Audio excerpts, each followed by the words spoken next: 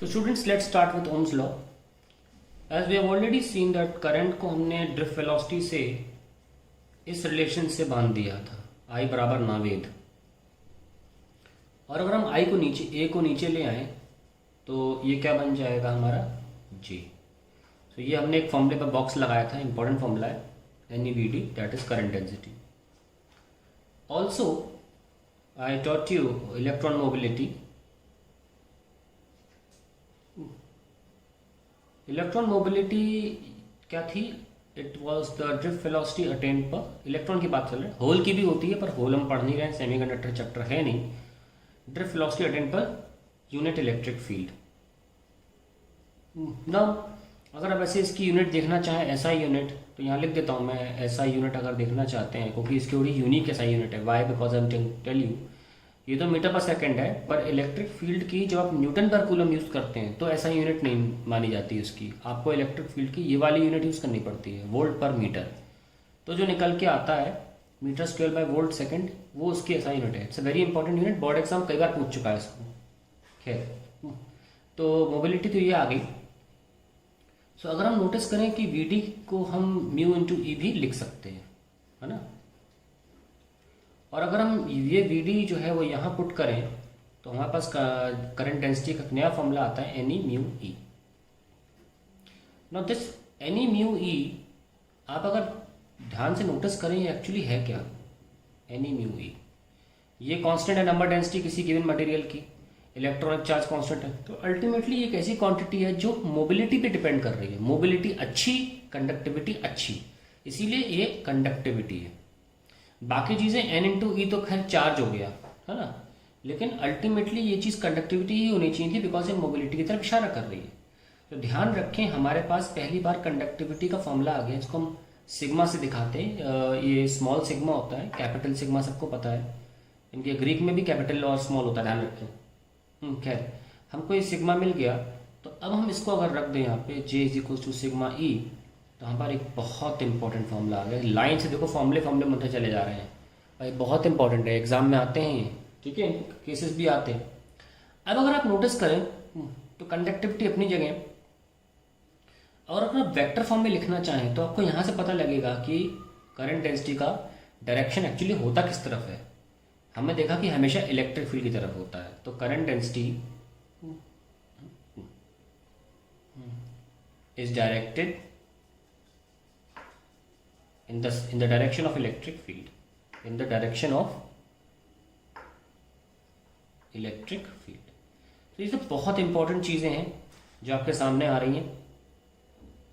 अब हम बात करते हैं, इसको और आगे बढ़ाते हैं। एक और नया टर्म आता है हमारे सामने, जैसे कि हम पहले भी बात कर चुके हैं उस टर्म की, तो बहुत ही इंपॉर्टेंट टर्म है करंट इलेक्ट्रिसिटी में, which we have already discussed about resistivity. We have not discussed it in detail, but just terminology बताइए कि resistivity is an inherent property of material which gives us the measure of the whether a material is good conductor, bad conductor, insulator or alloy। सब कुछ बताता है उसके बारे में, क्योंकि रेजिस्टेंस सिर्फ कंडक्टर की थी। there has to be a material property which tells you about the number density of the free electrons। so resistivity was that denoted by rho, and it was resistivity was conductivity का reciprocal। बहुत obvious बात थी। now हमको पता है resistivity का unit ओम metre होता है, ऐसा यूनिट ओम मीटर होता है, और ये हमको 10th क्लास के फॉर्मूले से पता है। Rho is R L by, resistance is rho L by, जो हमने 10th क्लास में पढ़ लिया था। तो हम ये मान के चल रहे हैं कि 10 की चीज़ें आपको बेसिकली इतनी पता होंगी। नहीं पता तो मैंने जैसे लिख दिया यहाँ पे, तो यहाँ से आप यूनिट निकाल सकते हैं। Ohm into meter square divide by meter is ohm meter. तो अगर हम जे को रिप्लेस कर दें इससे, तो क्या निकल के आएगा? It was sigma E, and if you can replace it you will get E by rho। so this you have got as the expression of J and E by rho। अब हम एक बात करना है, कहेंगे इसमें, जैसे कि कंडक्टर है आपके पास और आपने उसे पोटेंशियल डिफरेंस प्लस और माइनस लगा दिया, तो प्लस से माइनस इलेक्ट्रिक फील्ड होती है। और करंट इलेक्ट्रिसिटी में when you have an external source, electric field can now come inside the conductor. अब उसके द्वार खुल गए हैं इलेक्ट्रिक फील्ड के लिए, कंडक्टर की। और जैसा कि फॉर्मूला हम जानते हैं, इज इक्वल्स टू माइनस का dV बाई डी आर। तो इलेक्ट्रिक फील्ड अगर ये क्योंकि पोटेंशियल डिफरेंस है यहाँ पे, इलेक्ट्रिक फील्ड यूनिफॉर्म है, so it will be V by L if the length of the conductor is given as this. ठीक है, so we can write potential difference यहाँ से यहाँ dV I've written as V. You can also write delta V. I've written V by L. ये हमें सबको पता है from the first chapter, and J is equals to I by A. Just keep these two values. I by A is equals to, we can write V by L, और ये रो तो है ही यहाँ पे लगा हुआ. अब क्या करिए, आप यहाँ पे भेज दीजिए इंटू रो इंटू एल, तो ये V आ जाएगा. अब नोटिस करिए ये चीज़ क्या लिखी है, रो एल बाय ए, और उसको ठीक से लिख लेते हैं, I into rho L by A is equals to B. तो ये क्या है आपका, ये रेजिस्टेंस है. सो फाइनली क्या आया, I into R is equals to V, और I proportional to V. Because if you're going to keep the length and area of cross section constant, resistivity does not change. So I proportional to V. और यहीं से सामने निकल के आता है Ohm's law. So Ohm's law क्या, कहाँ से आया, L. From the microscopic study to the macroscopic study, we have got Ohm's law, which is current is proportional to potential difference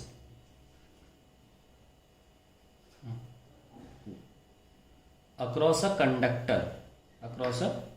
ये बात ध्यान रखिएगा कि हम जो ओम्स लॉ लिखते हैं वो कंडक्टर के लिए लिखते हैं. आप अलॉय भी बोल सकते हैं एक तरह से, क्योंकि कंडक्टर के बाद सीधे नंबर अलॉय का आता है. इन केस ऑफ रेजिस्टेंस सबसे कम कंडक्टर की, फिर अलॉय की होती है. Across a conductor current is proportional to directly proportional to potential difference across a conductor, provided temperature and pressure conditions remaining constant. Temperature and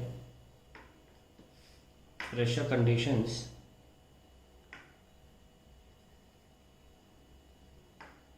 remaining constant. So finally we have come to know how Ohm's law was derived. Normally हम क्या करते हैं 10th class में सीधे I proportional to V बोल देते हैं, लेकिन यहाँ पे हमें क्लियरली समझ हो गया कि Ohm's law derive कैसे हुआ था. और ये जो J is equals to sigma E लिखा है, इसको हम बोलते हैं माइक्रोस्कोपिक Ohm's law.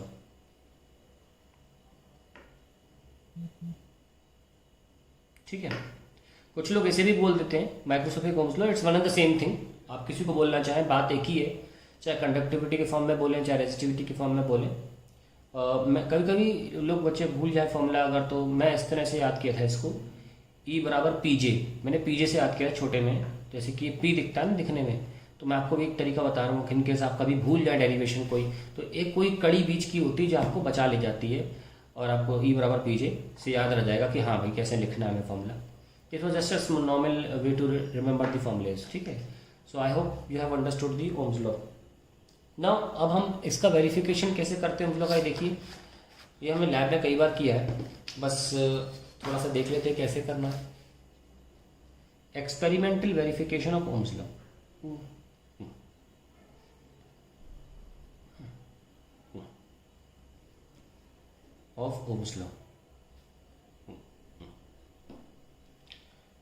हम एक रेजिस्टर लेते हैं और उसके अक्रॉस वोल्ट मीटर लगाते हैं पैरेलल में.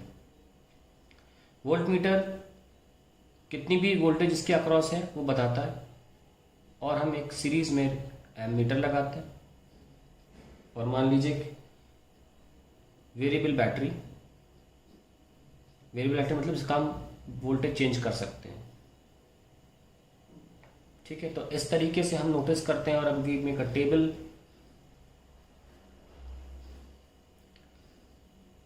जिसमें हम यहाँ पे अलग अलग वैल्यूज पे V पर I नोटिस करेंगे.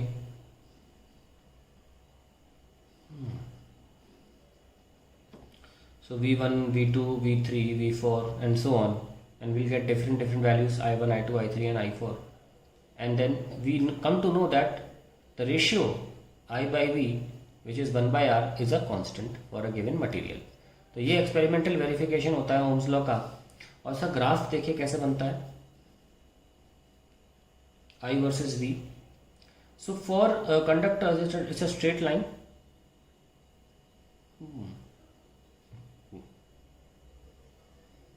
ये आपका Ohm's law का ग्राफ है. और अगर आप बात करें इसकी स्लोप की थीटा है, तो उसका स्लोप क्या देगा आपको 1/r, जिसको कई बार कंडक्टेंस भी बोला जाता है। तो स्लोप ऑफ, अब क्योंकि हम एक्स एक्सिस को पहले बोलते हैं एक्स वाई, तो हम बोलेंगे V I graph is conductance ना। कई बार क्या होता है, इतनी बारीक बातें लोग ध्यान नहीं देते, बड़े बड़े लोग भी ध्यान नहीं देते कि वी आई लिखने का मतलब ये है कि वो पहले एक्स एक्सिस मेंशन कर रहा है। और बड़ा फेमस लोगों के दिमाग में ये है कि ओम्स लॉ में वी आई ग्राफ जो है वो रेजिस्टेंस देता है। ये गलत नहीं है, क्या पता कोई वी यहाँ सोच रहा हो, आई यहाँ सोच रहा हो। तो बेहतर होगा कि कभी आपको ये बात बोलनी हो तो आप ये बात मेंशन करेंगे, भाई मैं वाई एक्सिस पे आई ले रहा हूँ। देखिए बहुत बड़ा मिसकंसेप्शन और या कहीं बहुत बड़ी मिथ्या है लोगों के साथ कि ओम्स लॉ भी प्रोपोर्शनल टू आई होता है। एब्सोल्युटली रॉन्ग, ओम्स लॉ नहीं है भी प्रोपोर्शनल टू आई। ठीक है, आप में से कुछ लोग ये कह सकते हैं नहीं 10वीं क्लास में तो हमने करंट चेंज किया था और वोल्टेज को देखा था, नोटिस किया था। मैं बता दूं बहुत से बच्चे लैब में जाके ये भी करते हैं, करंट चेंज करते हैं और वोल्टेज को नाप लेते हैं। कोई बात नहीं, वो भी कर लो, लेकिन वो ओम्स लॉ नहीं है।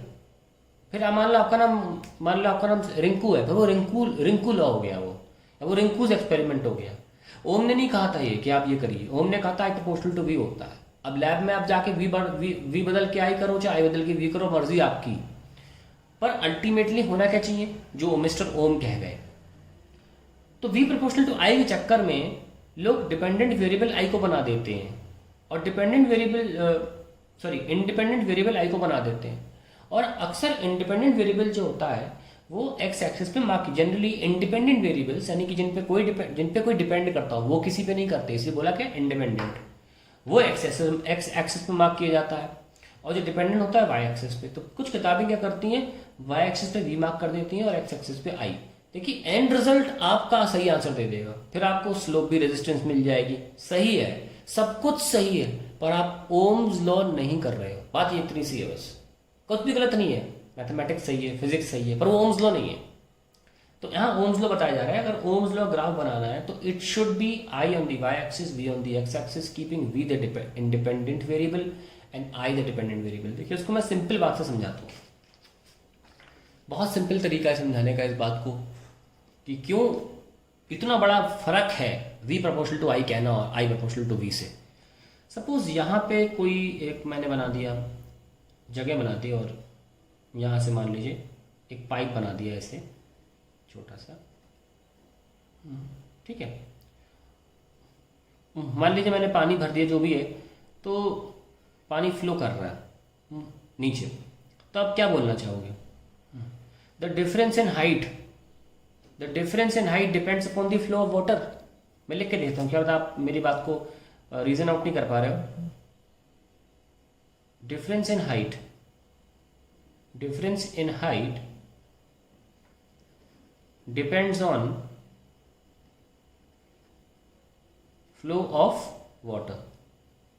ये सही है, खुद सोचो, फ्लो वाटर पर डिपेंड करेगी difference in height. Difference in height तो आप कंस्ट्रक्ट कर रहे हो ना, किसी ने कंस्ट्रक्ट किया हुआ एपरेटस, खुद भी बना ले वो तो अगर फ्लो ऑफ वाटर अगर मान लो वो तेज कर दूं तो डिफरेंस इन हाइट जो है बदल जाएगी, डेल्टा एच बदल जाएगा क्या?